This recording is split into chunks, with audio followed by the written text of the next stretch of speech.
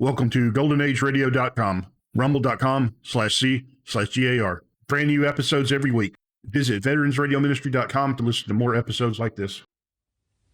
This is a story with two endings. My extraordinary journey with the scientist and inventor of genius, Mr. Cavell, is already well known to readers of the Strand magazine.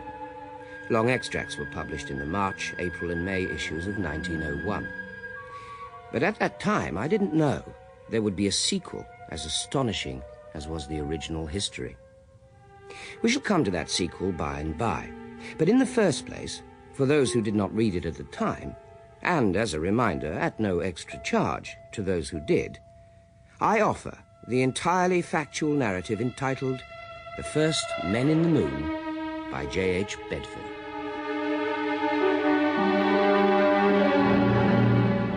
I first met Mr. Cavell by the purest chance. The year was 1899. The place was Lymm in the county of Kent. And I was an undischarged bankrupt. I will not go into the details of my disastrous business enterprises. Suffice it to say I was young and had a pride in my capacity for speculative brilliance. I'm still young in years, but the things that have happened to me have rubbed something of the youth from my mind. Whether they have brought any wisdom to light is a more doubtful matter. Whatever the case, the spring of 1899 found me in a rented house from which I could gaze across the flats of Romney Marsh to the sea. I gazed thither quite often. You see, I was attempting to write a play, being determined to astound the theatre-going world rather than drudge for my living as a clerk.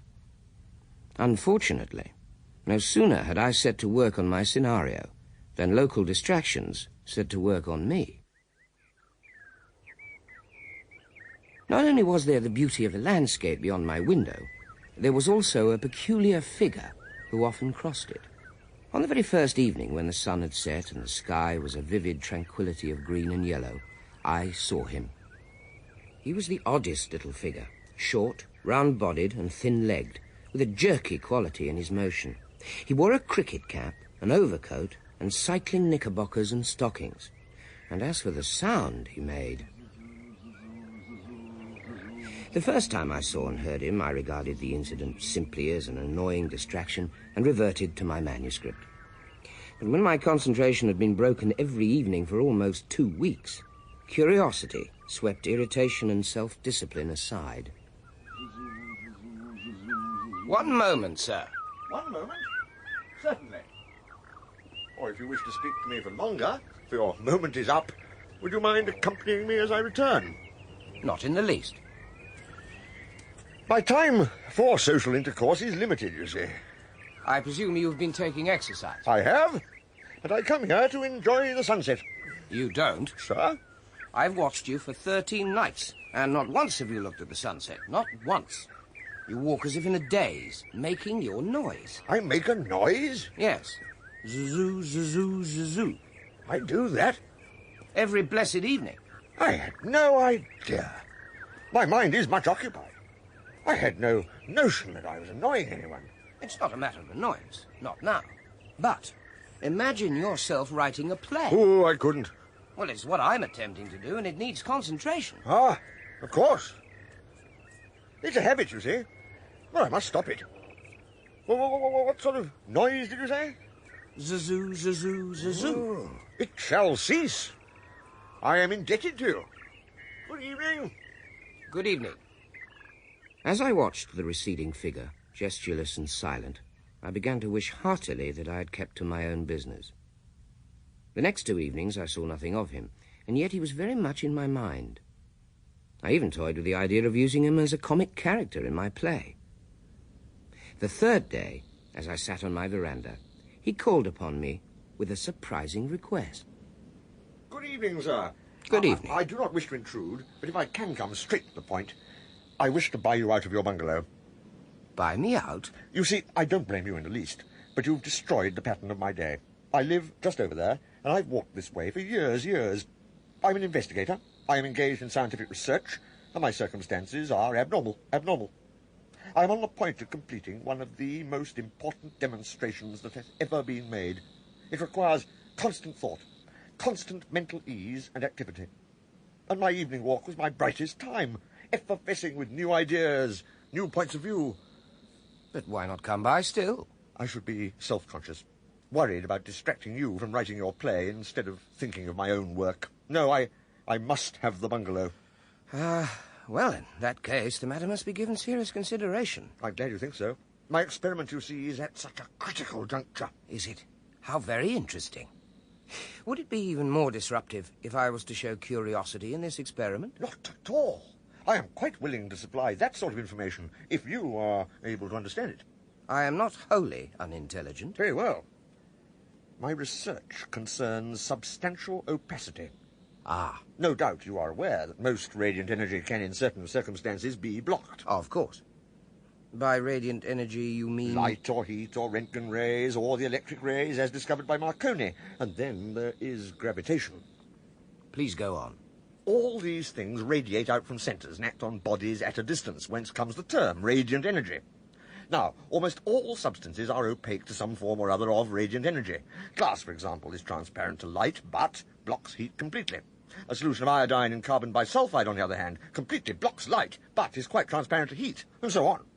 I follow you perfectly. Which is more than could be truthfully said of the next stage in his explanation.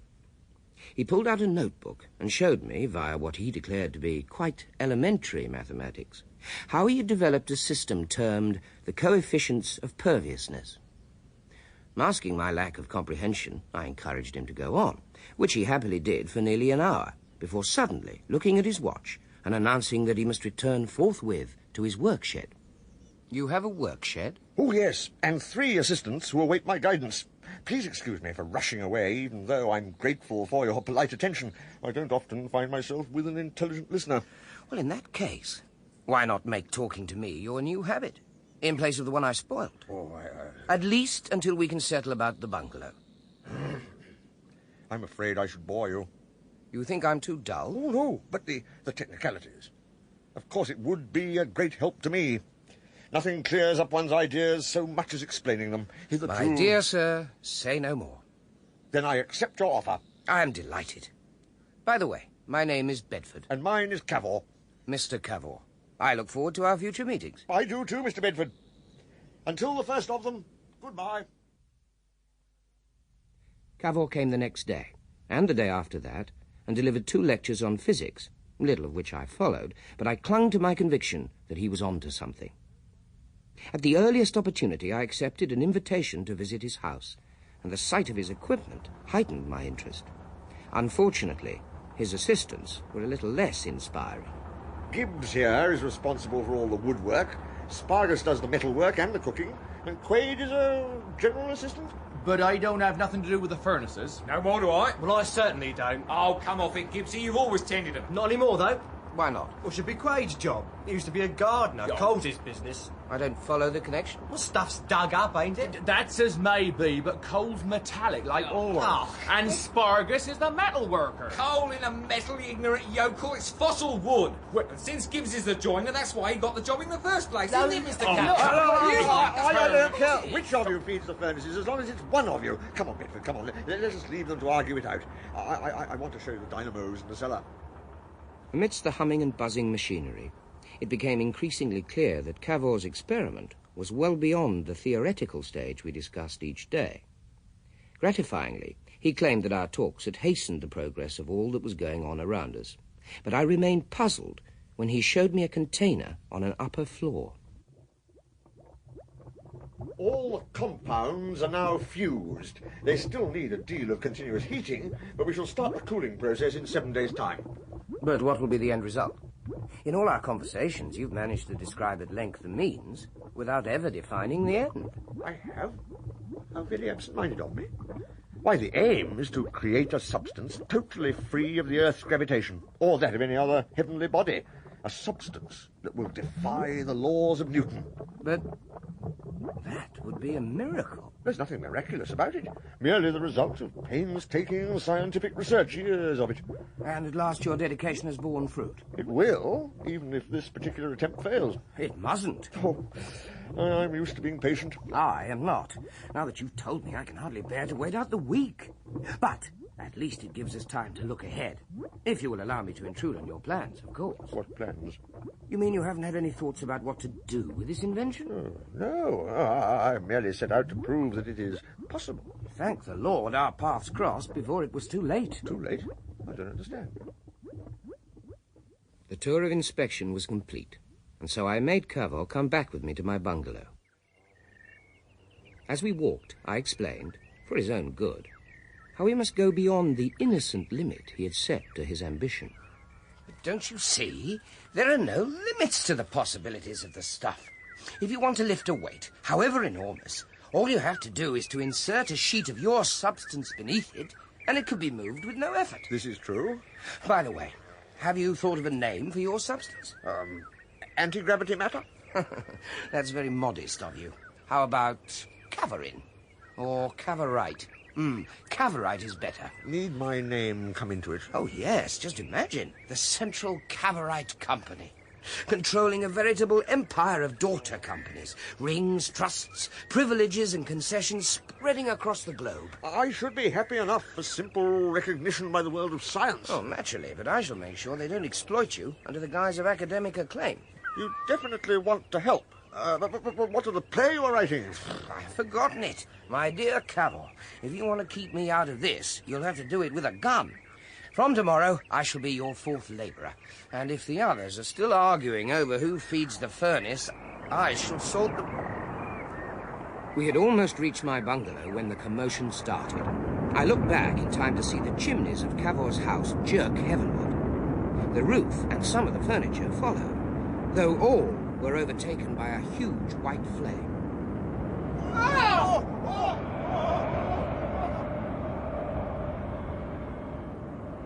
When the winds eased and I staggered to my feet, Cavor was nowhere to be seen. That is, until a mud-covered figure crawled from a ditch. Congratulate me, Bedford. I've done it. Congratulate you? You were expecting that explosion? Oh, no, not so soon. And it wasn't an explosion. Whatever it was will have put an end to your assistance, I should think. Oh, yes, poor fellows, 3 martyrs to science. But did you not see the Cavorite, as you wish it to be called? That blue shining square shooting off into the heavens. That was Cavorite? Oh, definitely. Hence, there was no explosion. By my calculations, nothing should have occurred until its temperature had dropped to 60 degrees Fahrenheit. But all the same, it's clear that the air pressure above the Cavorite square was negated. Causing a vacuum? More like a fountain of weightless air rushing up a sort of chimney and sucking in more and more air from outside. It is fortunate for us all that the Cavorite was loose and got dragged up the chimney itself. Otherwise... The Earth's atmosphere would have been emptied. Eventually. Good Lord. And all mankind would have died of suffocation. Regrettably. In certain circumstances, I seem not to think things through sufficiently. But I'll make sure there isn't the slightest risk next time. It was clear there were unforeseen drawbacks to Mr. Cavor's society. While he was removing the mud from his person, I thought seriously of withdrawing from such a potentially fatal association. And yet, 1 hour later, the two of us were picking our way through the remains of his house. A good half of the building and its contents had vanished into space, and it seemed certain the same fate had befallen the trio of assistants, until we heard an unseemly row coming from the lane. Good Lord. So they weren't even here. That would explain it, Bedford. They let the furnaces go out. Then you can shift the blame onto them. But they didn't know what would happen. I'd still be partly responsible. And if local damage is extensive, I cannot afford to pay for it. Gibbs, Quaid, Spargus. Oh, you're all in one piece then, sir. Yes, I'm glad to observe the same about yourselves. We feared the worst having left you here. Well, sir, we decided to settle our differences at the alehouse. And so you missed the cyclone. Eh? The cyclone, my dear Bedford. Only a freak of nature could have done such damage. However, we shall start again with fresh and eager determination. And what is more, Mr. Bedford is going to join us and supervise your labours. He's what? Believe it or not, the 3 scoundrels went on strike. However, after 2 days, Cavor somehow persuaded them to accept me as foreman, and the reconstruction proceeded apace. Once the workshed was in operation again, all that was left apart from the creation of more Cavorite, was for its inventor to stun me with his vision of how it could be used.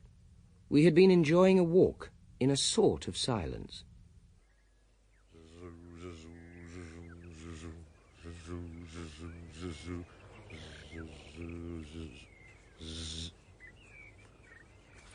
That's it! That finishes it! A sort of roller blind. Finishes what? Space. Anywhere. The moon, if you like. What do you mean? Mean? Why, it must be a sphere. That's what I mean. The last batch of Cavorite was made in a flat pan. And once the roof of my house was blown out of the way, up it went. So I remember. Well, if it was shaped as a container, one could go up with it. Well, if one so desired, but... Imagine a sphere, large enough to hold 2 people and their luggage, made of steel, lined with thick glass, containing a store of solidified air, concentrated food, water distilling apparatus, and so forth, and enamelled, as it were, on the outer shell with Cavorite. What do you say to that, Bedford? How'd you get inside the thing? Perfectly easy. An airtight manhole. You would get in and screw down the manhole while the Cavorite was still warm, and as soon as it cooled down, you'd shoot off into the air. Yes. Travelling in a straight line into space forever. There's no way you could get back. But I've just thought of a way. The Cavorite part of the sphere will be made in sections, with each section capable of rolling up like a blind. When the Cavorite windows or blinds, whichever you like to call them, are all shut, the sphere will fly through space in a straight line, as you say. But imagine one of these windows open. At once, any heavy or heavenly body that chances to be in that direction will attract us. You see? I'm beginning to. We shall be able to tack about in space just as we wish. But what for? Well, as I said, one might go to the moon. And when one got there, what would one find? We should see... consider the new knowledge. Is there air there? There may be. It's a fine idea, but... Is there nothing in it that attracts you? one could sell the story, I suppose. That's right. And since you are keen on commerce, think of the minerals we might find, possibly entirely new elements. I hadn't thought of that. And it isn't as if we're confined to the moon. There's Mars, clear atmosphere, novel surroundings, an exhilarating sense of lightness. It might be pleasant to go there. If it was, then people would pay. There's something in this. One could have a whole fleet of Cavorite liners, spheres deluxe. Good Lord, I'm beginning to take it in. The control we would exercise, like the old Spanish monopoly on American gold. We would have a monopoly on whatever was found out there. Planetary rights of preemption. Whatever they are, I'm sure one could have them. I've been dreaming of this sort of thing. This is tremendous, Cavor. It is positively imperial. In January 1900, there arrived a huge packing case. Our thick glass sphere. By February, all that was necessary for the steel shell and blinds had come and were meticulously bolted together. At the end of March, the Cavorite paste was ready to be heated to a dull red glow in a stream of helium. Our helpers were paid off, and a week later, in spite of last-minute misgivings, I joined Cavor in the sphere. The glass manhole was screwed in. Cavor warned me that we would be in total darkness for the start of the journey. Then he pressed the stud to close the blind, which covered the hatch. So at least that blind works. They all will. Trust me. Cavor, why have we no chairs? Very uncomfortable, sitting against this curve. We shan't need them. You will see. Cavor, my nerves are in rags. I don't think... Confound it, I'm a fool. This thing is too risky. I'm getting out. It's too late. That little jerk we felt, that popping sound we heard, already we are flying as swiftly as a bullet up into the gulf of space. So, we're committed. Oh, yes, we're committed. If only I could get comfortable. Don't move yet. Let your muscles keep quite lax, as if you were in bed. You see, we're in a little universe of our own. Look at our luggage. It's floating. And you seem to be as well. There's nearly a foot between you and the glass. Feel behind you. and you will find you are in a similar state. You knew this would happen? It seemed likely. No gravitation can get through to us from outside. It's the strangest sensation. But not unpleasant. I don't know. Perhaps I shall come to like it. My dear fellow, of course you will. Cavo was right. My horror of floating thus soon passed, and the sensation became exceedingly restful. I had expected a giddy sense of speed. Instead, I felt as if we were disembodied. And in this relaxed condition, it was easier to accept another long period of darkness. Our limited store of electrical power dictated such economies. Have you any idea of our direction? Well, given the tangent at which we are leaving the Earth, and as the moon is near her third quarter, we should be going somewhere towards her. Would it be possible to make sure? I'll open a blind. But it's dazzling. Because we have been in the dark. I'll open some more blinds to ensure our being pulled in its direction. It's larger than I'm used to seeing it, but we still have a long way to go, do we not? Only 200,000 miles or so. From this angle, I feel as though we're going down towards the moon. It is peculiar to have the light coming from below. Once we are on the moon, it will come from the sun above, as we are used to, except that the day is as long as 14 earthly days. Does that mean the night is as long as 14 earthly nights? Yes, with a temperature absolute zero. Bit rough on the inhabitants. Which is why there aren't any. How could there be in such conditions? Unless it was something worm-like or a thick-skinned monster. We should have brought a gun. No, we just have to go and see. There is little more to say about the journey. For the most part, in a sort of quiescence that was neither waking nor slumber, we fell silently, softly, and swiftly down towards our destination. Finally, there came a day when Cavor suddenly opened 6 of our shutters and almost blinded me. The whole visible area was moon. You might have given me notice. I may never see properly again. I'm sorry. I thought you were asleep. I had been asleep and should have roused myself earlier. Why are you suddenly in a panic? There's a great deal to do. I'd be obliged if you would lend a hand. Firstly, we must bind blankets around our luggage to soften the impact of our descent. We're about to land? Yes. Take this rope, please. Of course. Round there. I'm doing my best. Need this include pressing your feet against my chest? I didn't mean to, though I need something to take the strain if I'm going to make this knot fast. Try the side of our vessel. There we are. Good. How much time do we have left? Very little. There are 2 remaining blankets. Wrap one round yourself. If you think it will help. What about yours? I need my arms free for the moment. That should put the brakes on a little. But now all we can see is the sun. Have you a clear idea where we're going to land? Of course I haven't, having not been here before. Right now I shall be content to meet with an approximately level surface. Stand by to land.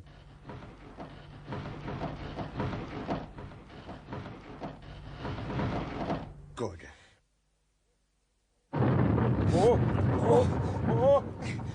After the first impact, Cavor snapped all the shutters open as quickly as possible. Indeed, it was only possible because the sphere rolled along for a little while. We were like a couple of maddened goldfish, bumping against the glass and against the big bale of our luggage and clutching at each other. Meanwhile, splashing against the outside of the sphere was a white substance, as if we were spinning down a slope of snow. Eventually, the vessel came to a halt. Why then, we have arrived. And are living, if a little battered. Now, if I can stand... It is time, at last, to look at the landscape of the moon. But it's tremendously dark, Cavor. That will be because it's not yet daybreak. The glass is getting moist. Damn it. The more I wipe it, the worse it gets. It's absurd. We've arrived on the moon, and all we can see is the misted-up wall of this bubble we've travelled in.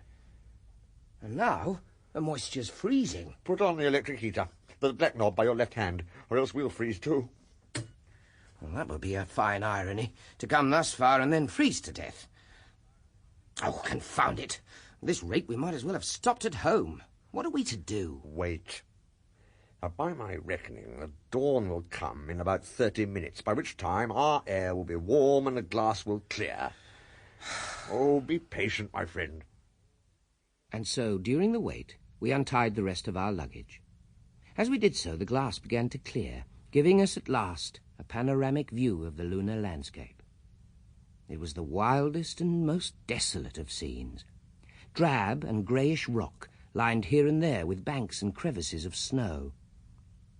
We were in a vast circular plain, which was the floor of a huge crater. At the same time, we rested not far from the edge of another, smaller crater, but it was the higher reaches of the landscape which held our attention. The sunlight is moving down those cliffs with remarkable speed. It'll be on us soon. And on the snow around us. If it is snow, it might be frozen air. Whatever it is, it's starting to steam. It must be air, or it wouldn't rise like this at the mere touch of a sunbeam. Cover! What of the heat? It has just struck me. Now all the shutters are rolled back. The sphere could behave like a giant magnifying glass. We could fry. This is a possibility. Is that all you have to say? No, I have to tell you, we have a more immediate problem. What? The area we have landed on is melting. But if we start to roll... Lord, help us. We're going already towards that little crater. Our second tumble along the moon's uneven surface was much more dangerous than the first. It was not enough that the sphere quickly gathered momentum once the landslip had set it rolling. Within the hurtling vessel, all our belongings were loose and at liberty to do their own damage. And they did their worst.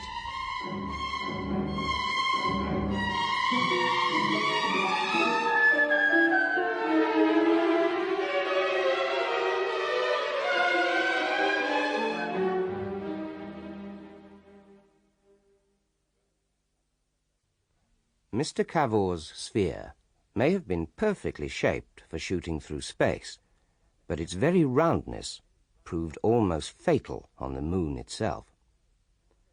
When the frozen surface beneath us melted in the rising sun, the sphere rolled at speed into a lower crater.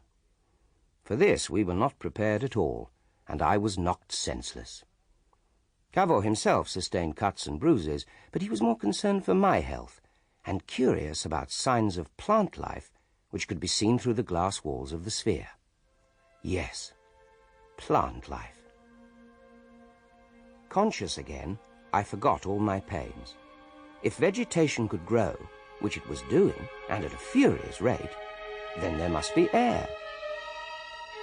Cavor made certain by ejecting a burning piece of paper through a valve in the sphere. The paper continued to burn outside, almost as it would on Earth. We loosened the glass manhole, but kept a cylinder of compressed oxygen at hand to restore our pressure if necessary. Finally, we clambered out, and Cavor said, in the peculiarly tinny tones created by so thin an atmosphere, Shall we go forth? Nothing ventured. I'll go first.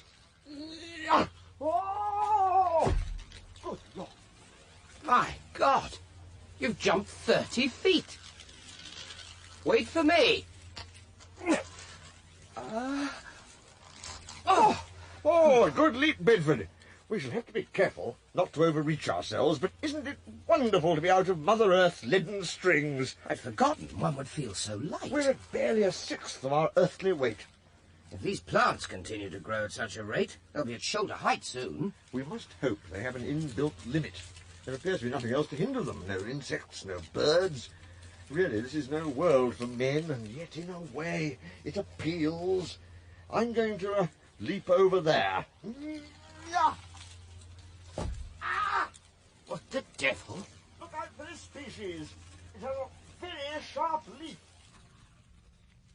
There was a truly stunning variety amongst the bushes springing up all around us. It struck me that right away we had found a source of financial gain. If we could transplant one or two, the sums we could make from horticulturalists would be vast. I shouted out this idea to Cavor and got no response. He was nowhere to be seen. I jumped in the direction I last saw him taking. Several more leaps were necessary before I almost landed on top of him.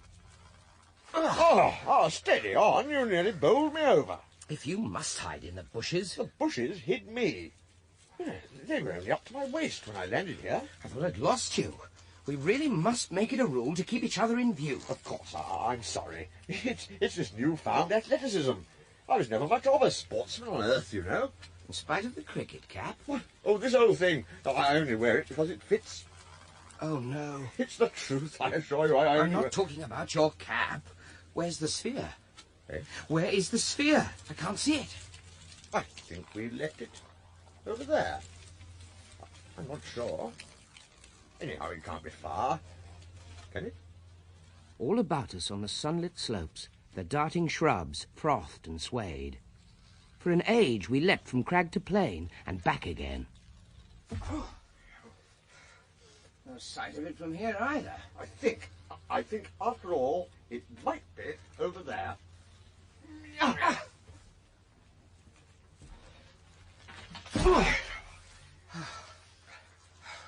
We've just leapt back to where we were. Where we were when? Just now.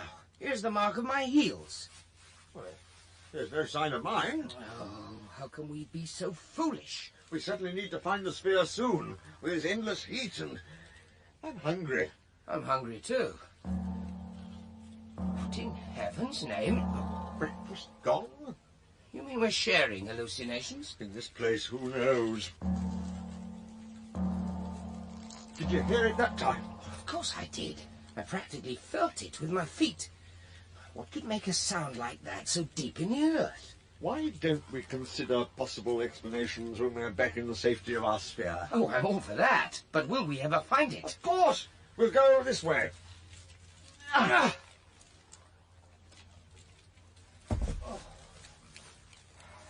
Still no sign. Oh dear. Possibly it's overgrown. A highly cheering thought. At least that blessed booming has stopped. What on earth? Instead of which... It almost sounds like an iron door, but on a huge scale. Opening? Probably. So they may be coming out. If anyone's there. Well, the door would suggest entries and exits, would it not? Now, of course, the door itself is only a supposition, until we're captured and dragged through it. Calm yourself. In view of our situation, in spite of our situation, I'll do my best. I'm sure you will. Now, for the moment, we had better crawl. The plants will give us good cover, and it may even be easier to spot the sphere looking between the stalks. All right, but which way? Well, we haven't tried that direction. Eh? Have we? Whether we had or no, that was the direction we took. After we had crawled fruitlessly for considerable time, our ears were assailed by new sounds.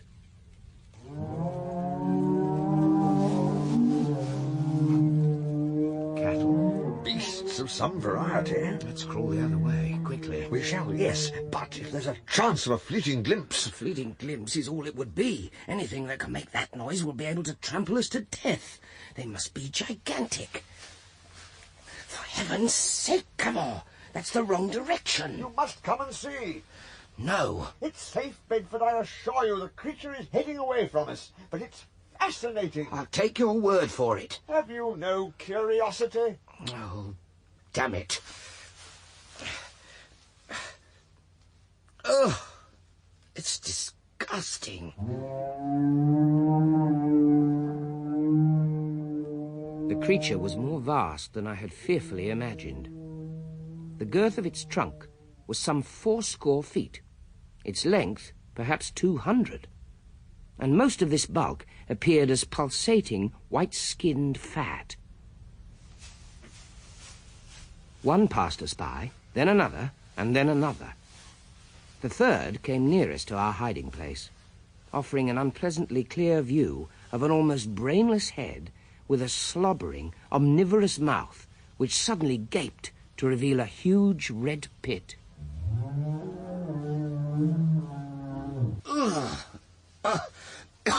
The stench of its breath alone might be enough to kill us. Don't worry. Oh dear. It's on its way. Though for all its unpleasantness, there's something youthful about its cry, a mere moon calf. If that's a calf, I don't want to encounter one that's fully grown. Come on. Look that way.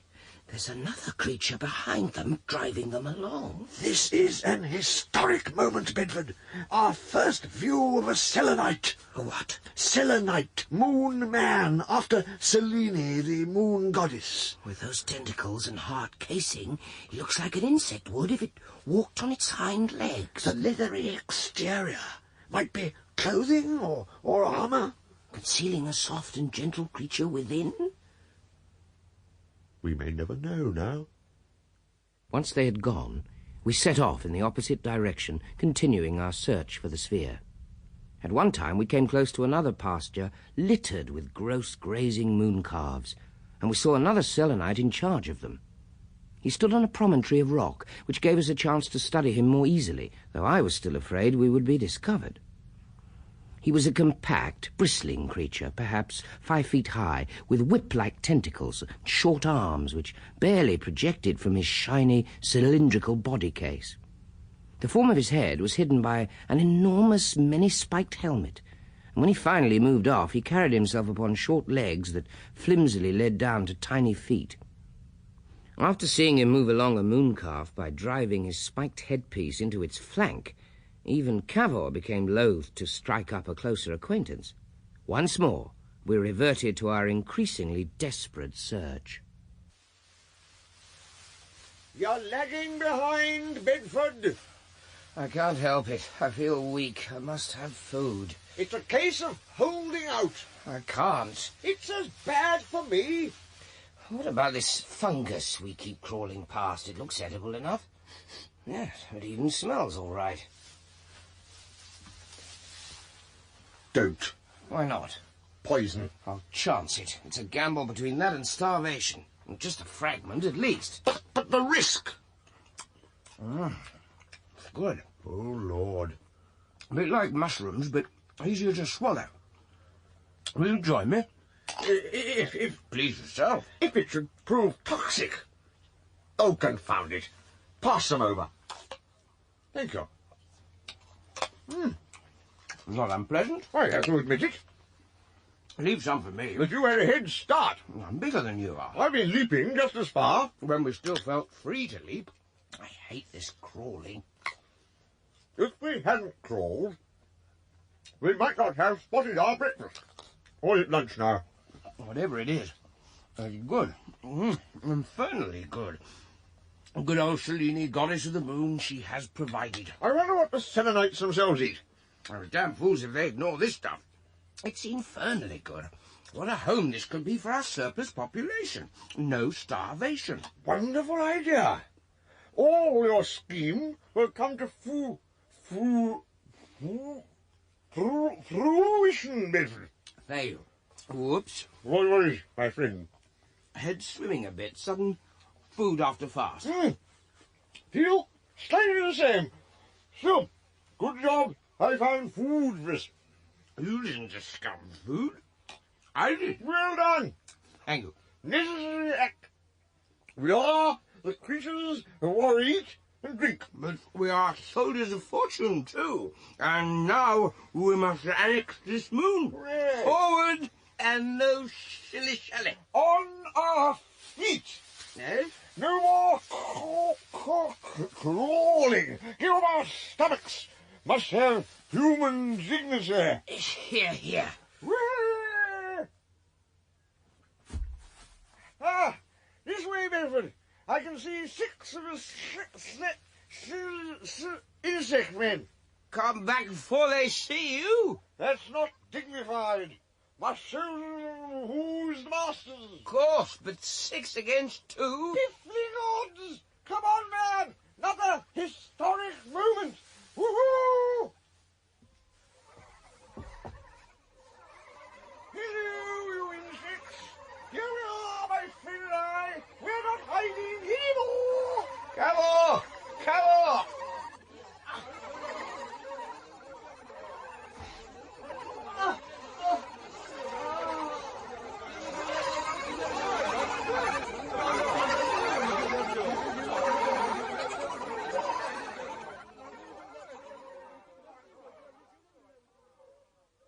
When I regained consciousness, I was sitting in complete darkness, with a disorder of mind which made me think, first of all, that somehow I had got into the cellar of Cavour's house.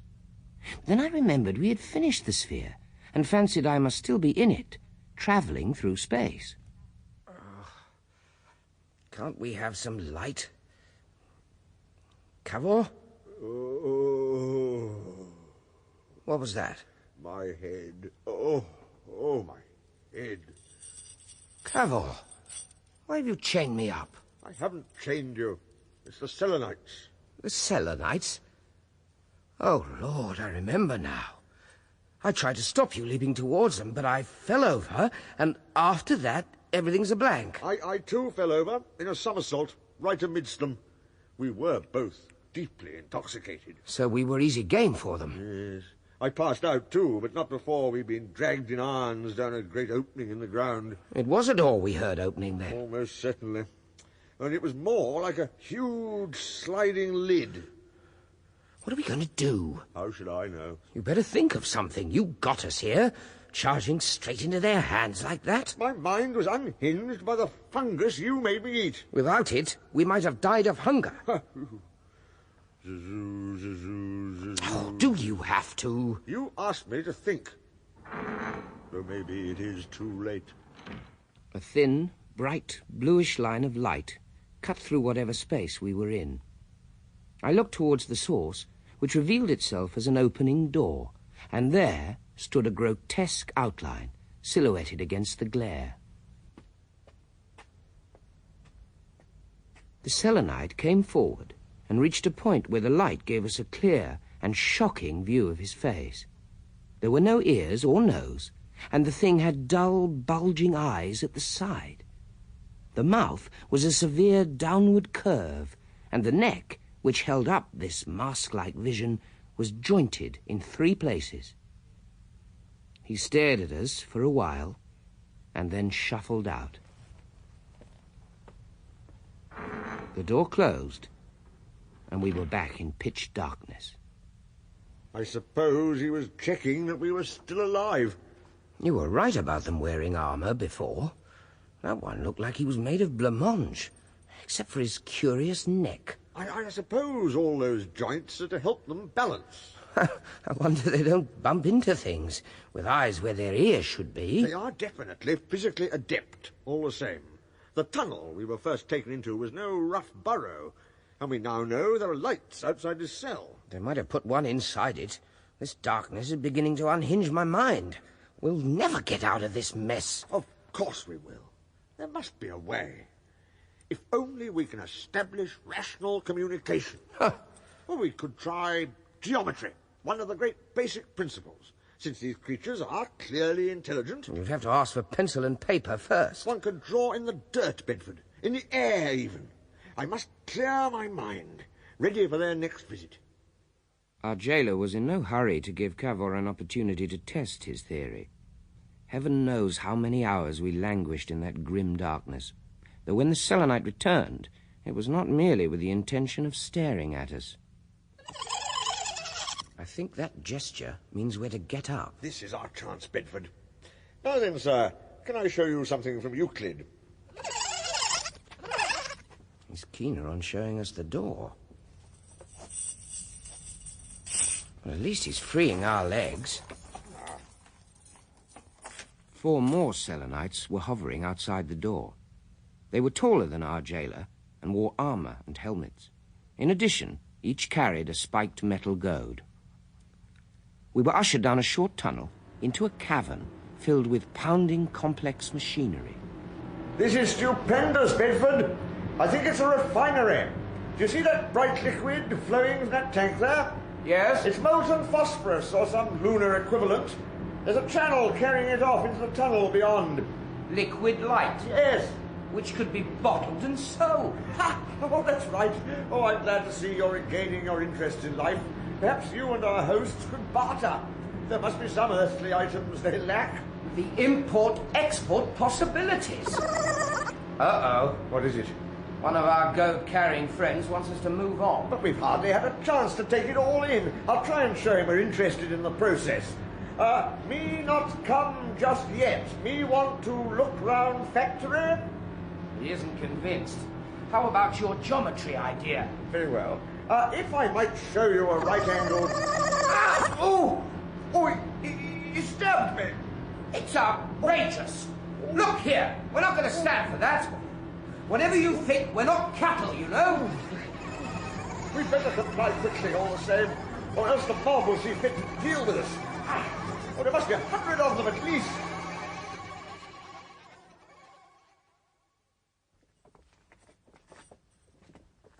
We're going deeper and deeper in. How can you tell? The drop in temperature. It's the opposite of burrowing into the earth. Here we have a network of caverns and possibly a sea at the centre. That's what we should find. If you say so. Thank goodness we now only have our escort. The crowd back there frightened the life out of me. We were obviously of great curiosity value. The nerve of it. As if we were animals. But they aren't either. When they find that we have reasonable minds, they'll want to learn about the earth. And how will they question us? By more wounds like the one you're nursing? That was only because I defied them. Huh.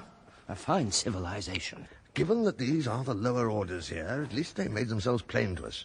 Oh, no doubt about that. Meanwhile, all around there are signs of a higher intelligence. I hope we're being taken into its presence. Just think, it is already a tremendous occasion, a meeting of two worlds. And what have we yet to see? What is below us here? We shan't see much if the light isn't better. It must become so. We've been following that stream of phosphorus very closely. Well, so far. And logically, there must be a central point at which it accumulates. I cannot help but be excited at their handling of natural resources. Gal, you better rein in your enthusiasm. Why? Oh, no. The glowing blue stream of phosphorus had dipped suddenly out of sight, and we were at the edge of a gulf so deep and wide that neither the bottom nor the far side were visible. A thing like a gangplank projected from the edge of the cliff and stretched out into the void. An unarmoured Selenite tugged at my arm. I resolutely stayed put. He walked out onto the gangplank as steadily as if it was firm earth, and beckoned. What? He can't be serious. I couldn't go 3 steps on that plank, even with my hands free to keep balance. They can't know what it is to be giddy. What chance do we have of explaining? We must try. Impossible for us cross bridge. No light. No handrail. We fall. Don't push me like that. Ow! Confound you, if you stick that spike in me again... Ow! We must try mime, or else... Quick!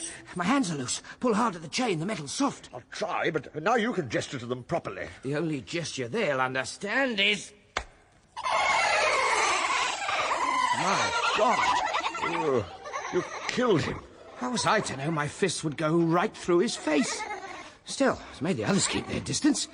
Uh-oh. Get ready to duck. I think they're going to use their goads as spears. Oh, thank heavens they were not meant for throwing. Quick, grab one. I still haven't broken my chains. I don't have your strength. Come here, I'll do it. Right. Now, take a weapon. No, I couldn't. What? Sorry. This is no time to have scruples. Well, there's a fair length of chain attached to my wrist. Perhaps if I was to flick it at them. Oh, come on, then. We're going to have to charge through them to get back up the way we came. Ready? Yes. Now!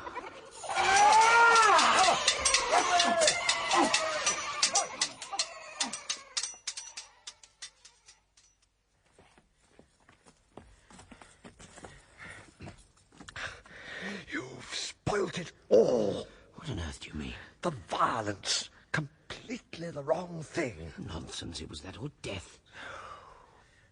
Yes, well, what are we to do now? Try one of these side tunnels. We'll go somewhere along and hope they don't look up it too carefully.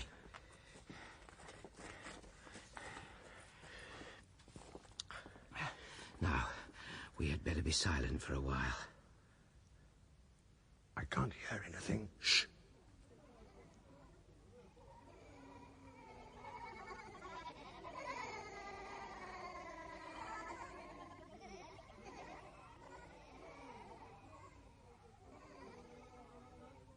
Some luck at last. They've missed us. At least we'll have a breathing space in which to work out our next move. I think our luck is even greater than that. Why? Up there, at the end of the tunnel, there's a sort of light, and it's not bluish like the stream. A way out to the surface? It's possible. Do we risk going on? Of course we do. What is there to lose? With the glorious prospect of daylight as our goal, we clambered up a shaft which ran in a steep incline from the end of the tunnel. I eagerly led the way with my hopes of freedom leaping and bounding ahead of me. After a few minutes, the cleft opened out, and I hauled myself onto a small plateau. The sight I found there almost caused me to beat my head against the rocks in disappointment. Damn and blast! What is it? Our source of light. Luminous pink mushrooms. A whole little forest of the cursed things. Oh, Lord. But how extraordinary. Don't start extolling the scientific wonders of it. As you wish. I would have sworn it was daylight all the same. Phosphorescence is usually green or blue. How many more tricks has this place got in store for us? What are you doing? Booting as many of the blessed things as I can back down that hole. I suppose I may at least vent my frustration on the plant life. Yes, if you wish eventually to put us back in the dark. Plenty of them left. Thank you very much. How I long for real daylight. An English dawn over the Kent coast. Our situation is all your fault. My fault? Our chances would have been better if you hadn't killed that selenite. I told you before there was no alternative. Cava, I've just noticed. These chains, I'm certain of it. They're made of gold. Oh, yes. Yes, there they are. The spear is too, if gold is their commonest metal. Perhaps if we could hold out for a few days, news of our presence might filter down to the more intelligent selenites. This gold, if only we could get back to Earth and return with reinforcements, with guns. That is a horrible notion. More sensible than trying to impress idiots with Pythagoras' theorem. When I came to the moon, I should have come alone. But you didn't. Now, how are we going to get back to the sphere? There's an air current here, which means the shaft is not a dead end. It might become very narrow further up, of course, but we could at least... Quiet a moment. The selenites. They're in the lower passage. They might not think to look up here. Perhaps. But they will. This time it really is my fault. They'll see the mushrooms I kicked down the shaft. Then we must climb on and hope we don't get stuck. We climbed perhaps a few hundred feet before getting to a grating. I was able to bend the grating bars enough for us to squeeze through, and once more we were in a large cavern. At the far end, a group of selenites was occupied in cutting up a dead moon calf. Near us was a pile of very large crowbars, like the ones the butchers were using to turn over the gigantic carcass. I exchanged my spear for one of these. Can we not sneak through without their noticing us? We'll try. They're pretty well distracted by their ghastly work. Oh, that came from behind. Yes, one of our hunters is squeezing his way out of the shaft. Where are you going? Back to discourage them. I swung at the first comer with my crowbar. One blow was enough to crumple him. Then, from behind his corpse, the point of a spear flashed out from the grating. I grabbed it, turned it around, and drove it back into its owner. The point had broken off, which seemed to make it inoffensive enough for Cavo to use. He had caught up with me, and now stood guard by the shaft. In the meantime, the butchers had left their work and moved towards us, brandishing their little axes. They were short, thick little beggars with long arms. Grabbing a second crowbar, I made a charge, which scattered them for a while. Bedford! What are you doing here? Look, they've started to come through the grating again. Oh, I'm sorry, but from back there I could see something going on beyond the carcasses. They've got what I think is a gun. More like a crossbow. Come on. Run!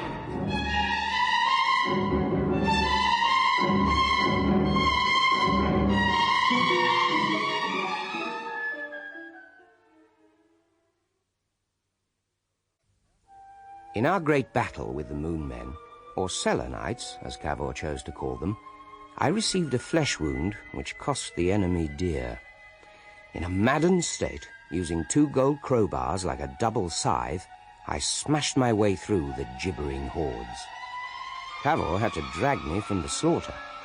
He had seen a way out, and we ran up a slanting gallery to the moon's exterior.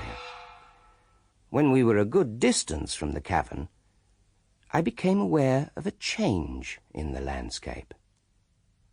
There's hardly a touch of green left in these shrubs. In fact, all the plants seem to be dying in the heat. It was bound to happen. But we left them so fresh. How long do you think we've been here? Since escaping? No, on the moon altogether. I don't know. 2 earthly days, perhaps? I see now. I would say it's more like 10. 10? The sun is past its zenith and sinking in the west. In 4 Earth days' time, or less, it will be night. The freezing lunar night. But I still don't see how so much time can have gone by. Oh, perhaps we were in that cell for a good deal longer than we realized. Even so, what about hunger? We've only eaten once since we arrived. Those damn mushrooms. I know, but look, the stars prove I'm right. Why should time seem different because we're on a smaller planet? I don't know. There it is. It doesn't matter. Lord, but it does. What do we think we're up to? 4 days left. We mustn't sit and dream. If we were to set fire to all this stuff, we might find the sphere amongst the ashes. No. No more distraction. All right. It seems as though the sun is going to do it for me all the same. Do you know, I suddenly feel our chances are good again. Perhaps they are. Why are you looking so downcast? Wasted opportunity. What was that? Wasted opportunity. If we could have made it to the core and encountered the masters there, instead of fighting with no more than ignorant peasants. Oh, what I would have given to see the Central Ocean. Perhaps they have ships that go upon it. And all around mighty cities which we will not see, ruled over by masters with a wisdom we will never come to know. I've only spoilt it for you for the time being. We can return, better equipped, and meet these masters on our own terms. Can we indeed? I almost dread taking my secret back to Earth. If it gets into the wrong hands, governments and powers will struggle to come here. They will fight against one another, and against these moon people. Someone will get my secret out of me in a very little while, and this planet will be strewn to its deepest galleries with dead humans and selenites. And to what end? Man has no use for the moon. What have they made of their own planet but a battleground of infinite folly? Science has toiled too long forging weapons for fools to use, and I hold the key to further disasters. And yet how can I keep the secret? You kept it to yourself before? Yes, but... Why should one worry? In spite of the dying plants, there's little hope of finding the sphere again. Rubbish. It seems to me that you don't want to find it. Perhaps. In my own case. But we must try, all the same. Let us search methodically and separately. I'll tie my handkerchief to this bush. It's a high enough spot to serve as a beacon. The one who finds the sphere will come back here and signal to the other. And if neither of us find it? We go on searching until the night and the cold overtake us. Where's your weapon? I threw it away. I still have 2 crowbars. You had better take one. No. In that case, we had better set off. Yes. Au revoir. Take care of yourself. In a little while, it seemed to me as though I had always been alone on the moon. I hunted intently for a time, but the residual heat drained my energy, and without a companion to urge me on, I gave in to the need to rest. In fact, I slept. When I awoke, the sun was very low and the air much cooler. Remembering how quickly time passed on the moon, I feared that I might have lost yet another day, if not more. I made my way round in a semicircle, feeling increasingly oppressed by isolation and by the cold. I longed to find Cavor again and suggest that we get back inside the moon, whatever the risks. And then I saw the sphere. It lay further west and had signalled itself by reflecting the dying rays of the sun. All in one piece, thank God. Cavor! Cavor! Here's the sphere! Damn you, why can't you see it too? It's too far to go back to the beacon. Cavor! I climbed inside, lay down my golden crowbars, and waited. I knew I ought to go back and signal, but something held me to the sphere. Time passed, and Cavor didn't arrive. Shaking off my reluctance, I went out again, shivering as I leapt away. Once I had reached the beacon, I scanned the world about me and saw nothing but empty terrain, and far away, the opening of the tunnel up which we had fled. Cavor! Cavor! Cavor, please show yourself! It was then that I saw, some 50 yards away, his cricket cap lodged in another bush. I leapt across, and close to where I landed, found a scrap of blood-stained paper hastily written on. My kneecap is hurt, and I cannot run or leap or even crawl. They have been chasing me for some time. A different sort of selenite altogether is in charge. Larger brain case, more slender body, and very short legs. His appearance gives me hope, for I have not been shot at. It seems they want to take me alive. That will give me a chance to... Give you a chance to what? Oh, Cavor, you innocent. And now the snow starts. No, not yet. Wait!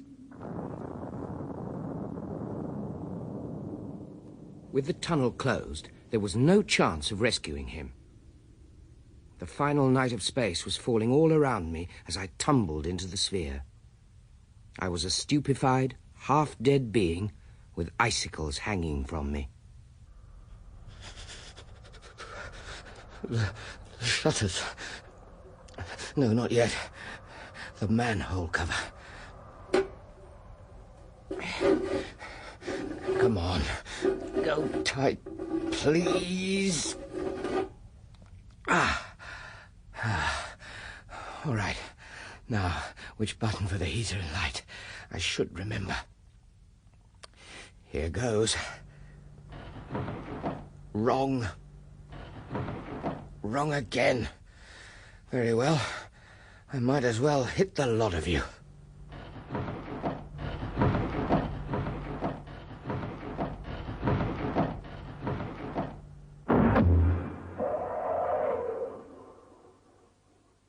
And so I was back in space. My closing of all the shutters came more from desperation than skill. But I had a long, sad, and lonely journey home in which to learn control of the sphere. Even so, it was with a huge measure of luck that I eventually brought the vessel closer and closer to an expanse of sea.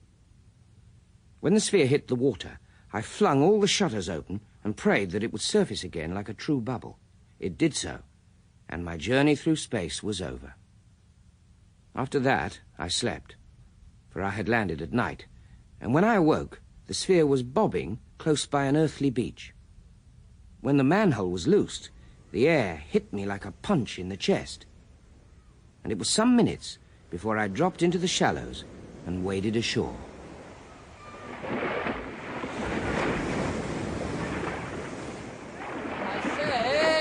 Hello, my man. Hello yourself. What on earth is that thing? Can you tell me where I am? Littleston, and that's Dungeness over there. But almost exactly where we started from. Would even Cavor have expected that? Have you floated ashore? Have you been wrecked or something? I want help. Oh, rather. Anything for a fellow Englishman in trouble. In that sphere, there are 2 big bars of gold. Oh, yes. I'm exhausted. If you could see your way to fetching them out for me, I'd be most grateful. I don't want to risk leaving them there, you see. Oh, come on, Desmond. Let's see if he's pulling our legs.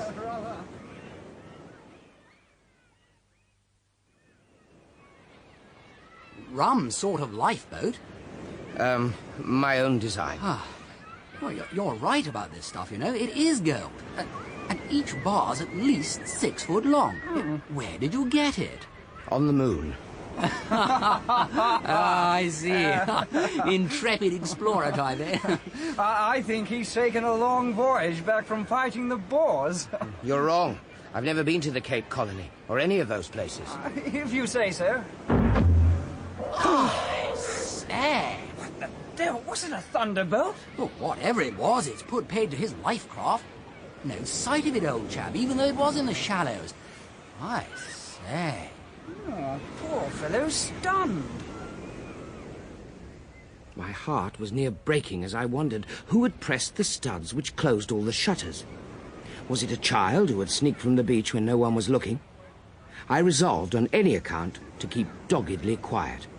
After all, nothing I could do would bring back the child, or the sphere. It was the final disaster. my intention of going back to the moon, of getting a sphere full of gold, of eventually getting Cavorite analysed to release its secret, perhaps even of recovering Cavor's body, all these ideas vanished altogether. I am the sole survivor, and that is about all. Amidst the shadows of vine leaves, under the blue sky of southern Italy, I have recorded these events, which few will believe actually happened. Indeed, there are moments when, in spite of my moon gold, I more than half believe myself that the whole thing was a dream.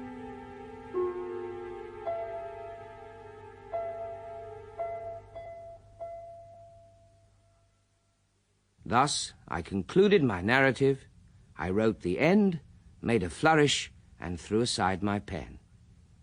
By the time the extracts had appeared in the Strand magazine, I had moved on from Italy to Algiers. There, a letter was forwarded to me, an astonishing communication, from a Mr. Julius Vendiche. Dear Mr. Bedford, forgive me for writing to you when we are unacquainted. Forgive me also for my not always precise English. I am a Dutchman. However, I feel you are interested in what I am going to say. 3 years ago, in 1898, I built for myself an observatory on Monte Rosa in the pass of San Gothard. There I have experimented in receiving electrical messages from outer space. In particular, I did hope to hear messages from Mars, as did the esteemed Professor Tesla in America. So far, fortune has failed me there. Instead, I received transmissions from the moon. Tesla's messages from Mars were incomprehensible. Mine were, obviously from the start, in Morse code. When I had decoded them, they proved to come from your former companion, Mr. Cavor. If it was possible, I wish to invite you to visit me, for the messages continue and are extraordinary. I remain, sir, your obedient servant, Julius Vendiche, Bachelor of Science. Is in your Bedford, Professor? At last! Come in, Mr. Bedford. If only you had been here some moments sooner. Another message? Yes, but there will be nothing more today. Mr. Cavor indicated that he was halting transmission. A greatly fragmented bulletin, but I will show you it and the others later. First, you need a rest after traveling. Some refreshment, perhaps. I would rather look at the transcripts first. Of course. I am amazed that those primitives should have such a thing as a radio transmitter, let alone that they should permit Cavor to use it. I think you will be surprised about these moon men when you come to the later details. The first messages concern the making of the space vehicle and your journey. He gives the formula for Cavorite. Alas, no. Oh. But perhaps in time. He'd better. It's our only chance of getting him back. If that is his desire. Of course it is. Or it will be once he's learned his fill of life up there. I know the man. We were very close. Ah. You look sceptical. You had better read. Some of this is desperately unfair to me, you know. To say that once on the moon I became impulsive, rash and quarrelsome, and to blame my intoxication for getting us captured. Well, I was not there, so... And this, mistaking certain gestures of theirs, he gave way to panic violence. I still bear the scars of those certain gestures. It all sounds very unfortunate, but at least they did not kill Mr. Cavor when he gave himself up. He did not give himself up. He was bloodily captured. It is all a great pity. And to say I probably found the sphere and made off with it to steal a march on him. Steal a march? I very nearly froze to death searching for it. Undoubtedly he was wrong to say that. As wrong as was his notion that thereafter I would find the craft uncontrollable and perish in outer space.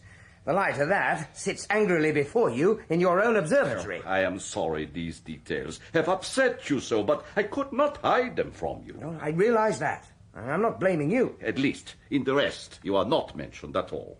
I'm not. It's probably as well. I think I shall accept your offer of refreshment before I read on. After supper, I retired to Vendiche's guest room and read the rest of the transcripts before falling asleep. The following morning found us back amidst his electrical equipment in case a message should come. You are looking much happier now, Mr. Bedford. Oh, yes. Once Cavo gets away from slandering me, it's capital stuff. So, they transported him down through the shafts in a sort of balloon, and they took him to see the great Central Sea.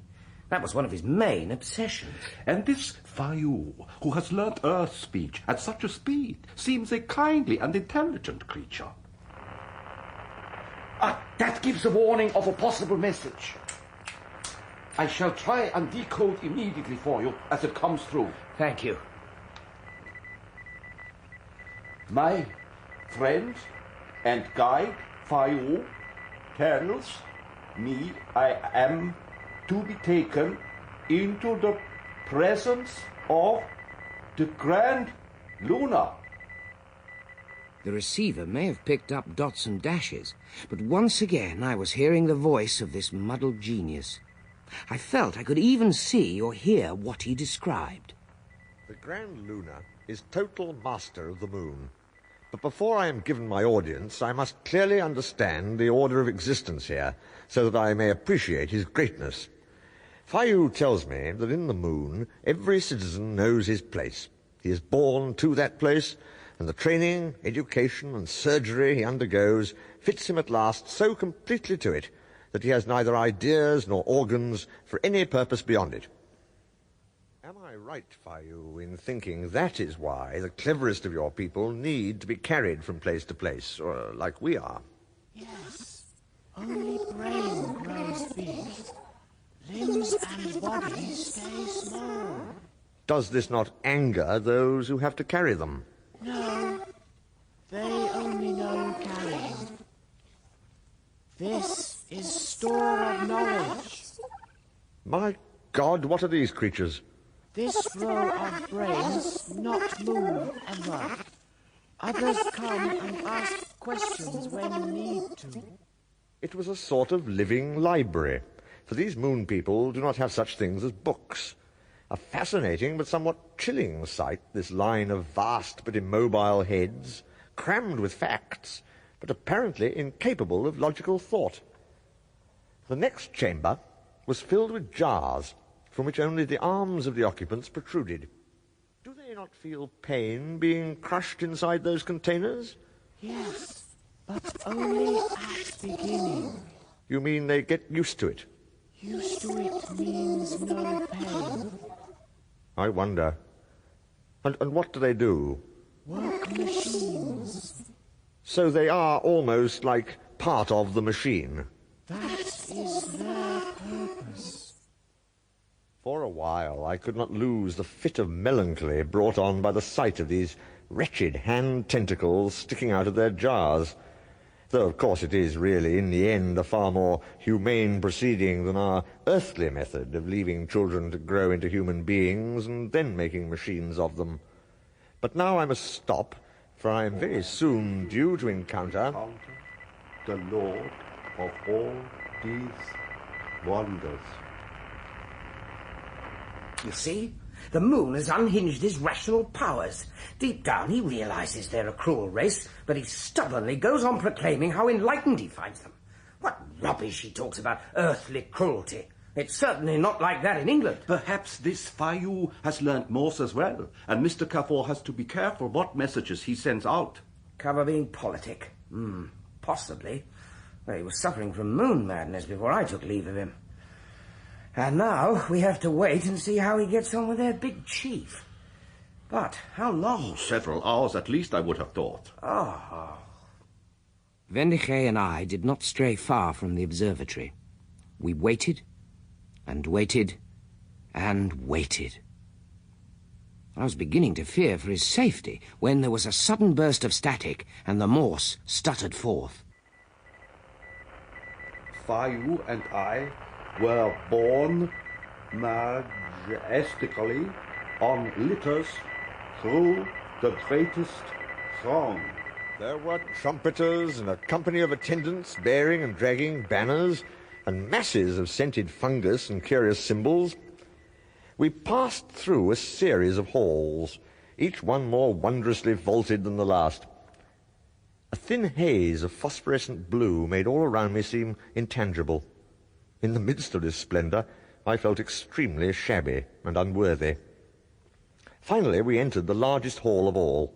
A flight of steps ascended almost out of sight at the end. And there at the summit, the Grand Lunar exalted on his throne. A radiating glow surrounded his brain case, which must have measured many yards in diameter. And with a start, I noticed no face as such, but two minute elfin eyes peering out. Below, I distinguished his little dwarfed body and its insect-jointed limbs, shriveled and white. He was scrutinizing the first man to go before him, and I could not but experience an icy jab of fear.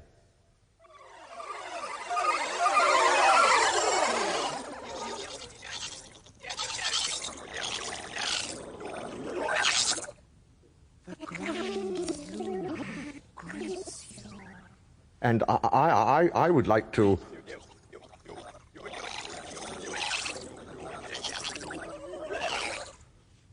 He gathers that you are a man from the planet Earth.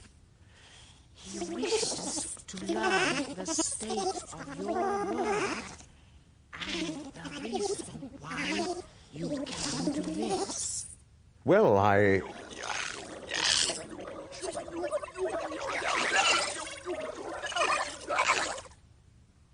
He says we feel great wonder at your planet. That he understands men live on the surface, not beneath. that is... Continue. Oh, may I? Thank you. That is true, Your Majesty.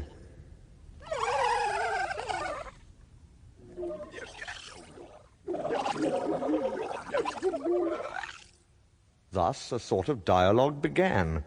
At first, he was obsessively interested in the physical geography of our planet, and then in the biological condition of man and all other living creatures. Eventually, we arrived at social and political matters, where I have to admit my knowledge was less sound, though I did my best. The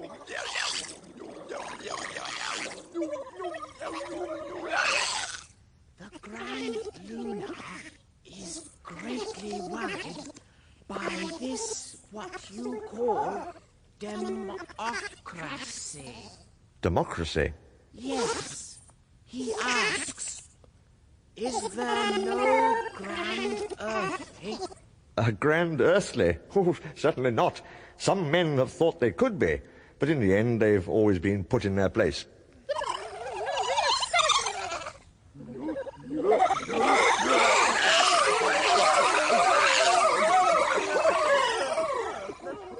What's happening? They spray Grand Lunar with water to cool his brain. Good Lord, because of what I said? Yes.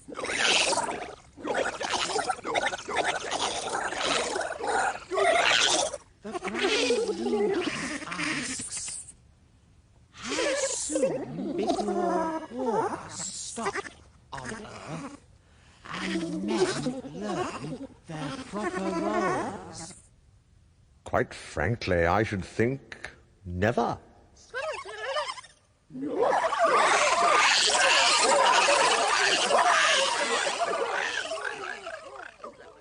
When his brain had been cooled for a second time, the Grand Lunar interrogated me very closely upon the secret of my spacecraft.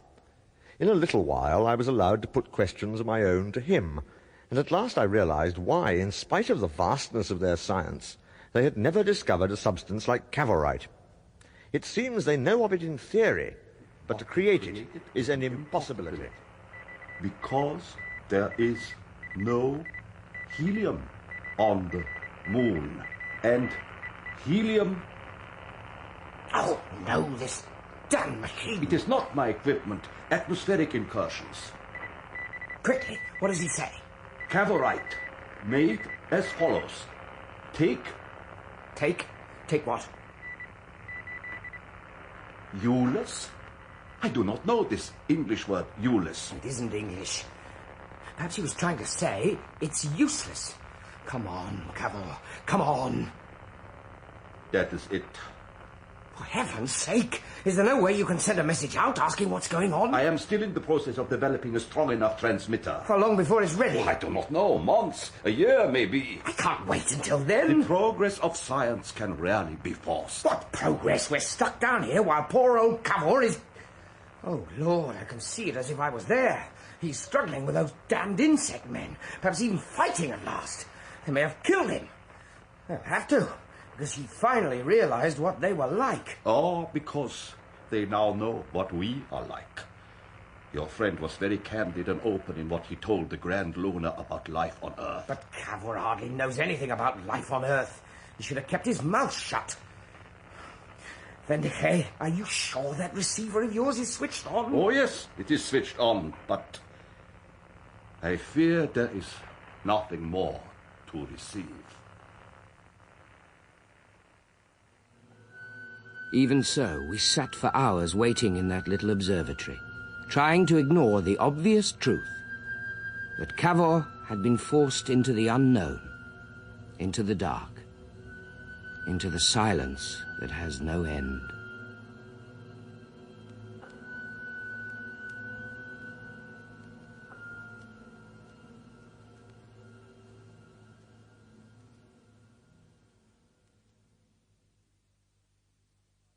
The First Men in the Moon. Cavor was played by William Ruston and Bedford by Hewell Bennett. The First Men in the Moon, a dramatisation in 3 parts by Terry James, was directed for the BBC by Glyn Dearman.